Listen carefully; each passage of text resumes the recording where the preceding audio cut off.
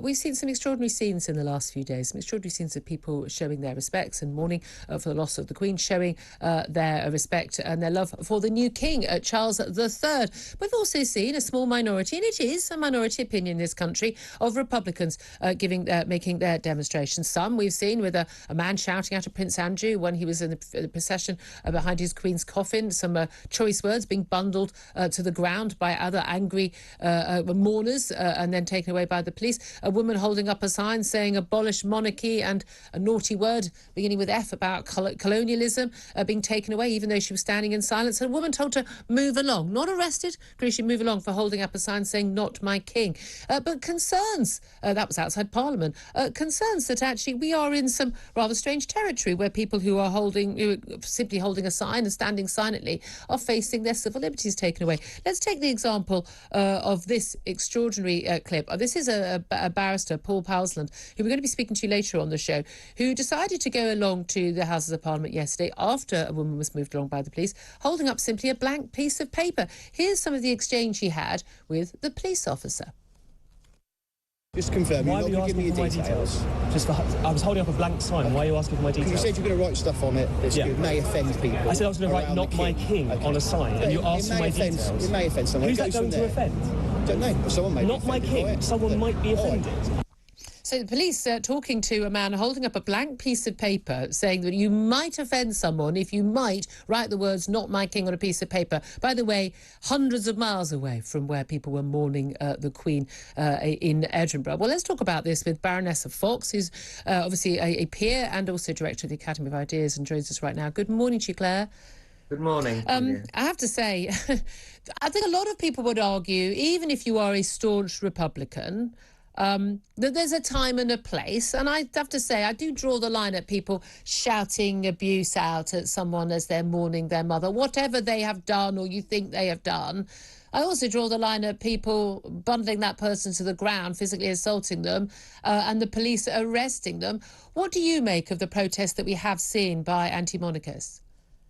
The truth is that we haven't really seen any substantial protests at all, have we? I mean, we're hardly talking Republican riots on the streets, and I think the holding up of the signs or the shouting out is a total minority. It doesn't actually reflect Republican opinion, which is probably much larger, but people have rightly and understandably decided not to be such prats as to kind of wander around, disrupting what is effectively a period of mourning. However, whereas we can recognise the importance of maybe acknowledging both mourning but also tradition, I think, and have a sense of the historical significance of what's happening, I think a very modern thing that we're watching is the police acting as though if you offend someone, that's a criminal offence.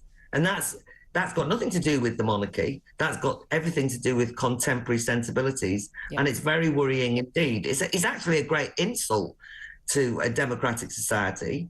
Yeah. And I would imagine that even King Charles would be pretty abhorred by it, to discover that people expressing their opinions can be bundled off by the police. And doing it so quietly. Again, bearing in mind that the woman who was moved along, not arrested, and not arrested, that Met Police very clear she was just moved along, as were other people. They said it was obstructing the entrance to the Houses of Parliament. But she was being moved along when she was clearly already on the pavement as well. I think there were some question marks about that. But King Charles had been in Parliament, had been with the members of the House of Lords and the Houses of Commons, and talking about how he wanted to uphold a constitutional monarchy as his mother had. Well, the constitutional monarchy, I mean, our democracy, part of that is based on the freedom of speech.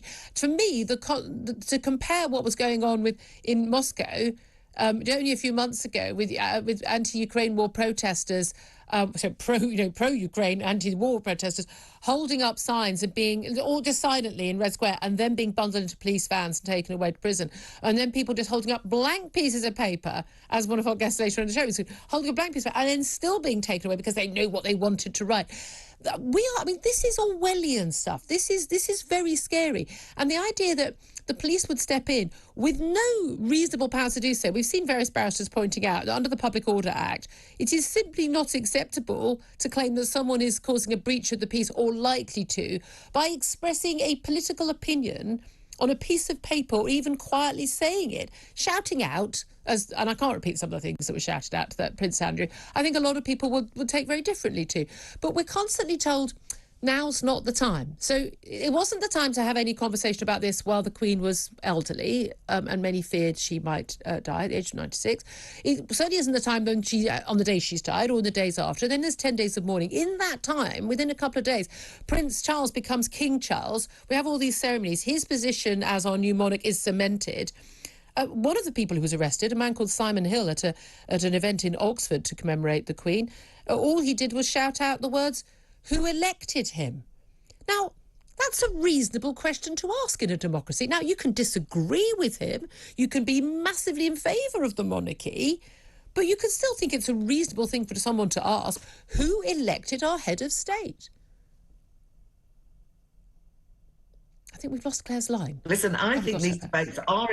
I actually do think these debates are important, Julia. I think that we might say, oh, that type of protest is not something we approve of. But I actually think suspending all political discussion seems to me to be rather dangerous. But we've also seen it. I think it's because partly we recognise that it's happened very recently. I mean, during the COVID period, we were told that we weren't allowed to discuss at any level lockdowns. We've had new protest laws being brought in. We have an atmosphere of censoriousness around certain verboten topics. We know that in certain arenas, you're just not allowed to discuss transgender or be critical of it, and these kind of issues. So this isn't familiar territory to us. So I just don't want the death of the Queen and this period that we're in to yet once more endorse the fact that the state has the right to police our thoughts and our opinions. And the idea that because someone else is offended, the idea that someone disagrees with you or someone is offended, or could be, often it's could be, you're into, the non-crime hate incident territory, that therefore you shouldn't be allowed to do it. There is, under the law currently, no right not to be offended. But in authoritarian regimes, listen, we are all familiar with the idea that we'd be shocked in certain authoritarian regimes that any criticism of the head of state can lead you to be bundled away and sent to the equivalent of the gulag. In kind of North Korea, we associate that. We know that you're not allowed to criticise the head of the state, Putin, without it having severe consequences. We look rather sniffily on those regimes as being backward and anti-democratic.